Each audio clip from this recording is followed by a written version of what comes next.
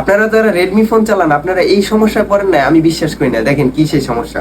তো আমি সাইড বাটনে ক্লিক করলাম, সাইড বাটনে লক খোলার জন্য আমি ক্লিক করছি, ক্লিক করার পরে উপরের দিকে টান দিছি, উপরের দিকে টান দেওয়ার পরে কিন্তু আমার একটা লেখা শো করছে ডোন্ট কাভার দা ইয়ারফোন আর। তো এই সমস্যাটা কিন্তু অনেকের ফোনে হয়ে থাকে। তারপরে কিন্তু এই যে উপরের দিকে দেখতে পাচ্ছেন যে ভলিউম বাটন, ভলিউম বাটনের উপরেটায় ক্লিক করলে কিন্তু আমি লক খুলতে পারবো, নিচেরটায় ক্লিক করলে হবে না, বা সাইড বাটনে ক্লিক করলে কিন্তু হবে না, যেটা পাওয়ার বাটন।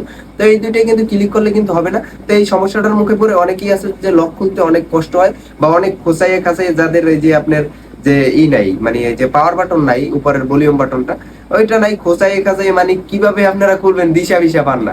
তো চলুন কিভাবে সেই সেটিংটি করতে হবে, অনেকেই আছেন যে সেটিংটি পান না, এই জন্যই কিন্তু এই ভিডিওটা করা। তো চলুন মোবাইল স্ক্রিনে দেখিয়ে দিচ্ছি কিভাবে সেই ইন্টারেস্টিং কাজটি করবেন। তো আপনারা শুরুতেই ফোন স্ক্রিনে চলে আসবেন, ফোন স্ক্রিনে চলে এসে কিন্তু আপনাদের সেটিংসে চলে যাইতে হবে। তো আমরা সেটিংসে চলে যাব। তো সেটিংসে চলে গিয়ে একটু নিচের দিকে স্ক্রল করবো, এখানে কিন্তু দেখতে পাচ্ছেন যে লক স্ক্রিন, এই লক স্ক্রিনে চলে যাব। লক স্ক্রিনে চলে যাওয়ার পর কিন্তু এইখান থেকে নিচের দিকে চলে যাব। নিচের দিকে চলে গিয়ে এখানে দেখতে পাচ্ছেন যে পকেট মুড, তো আমরা এই পকেট মুড অপশনটা যদি অন থাকে তাহলে আমরা অফ করে দিব। অফ করে দিয়ে কিন্তু আমরা ব্যাকে চলে যাব, ব্যাকে চলে গিয়ে এটা রিপ্লেস করে দিব। রিপ্লেস করে দিয়ে কিন্তু আমরা এই যে সাইড বাটন ক্লিক করে এটা অফ করে দিব, তারপর অফ করে এটা অন করব। অন করার পর কিন্তু এইখানে দেখবো যে এই লকের জন্য টান দিব, এখন কিন্তু আমার এই সেটিংটা আসে না। তো দ্যাটস ইট, কাজ ওকে। যদি ভিডিওটা ভালো লাগে থাকে লাইক কমেন্ট শেয়ার করে দিবেন। তো ভিডিওটা এই পর্যন্তই ছিল, ধন্যবাদ।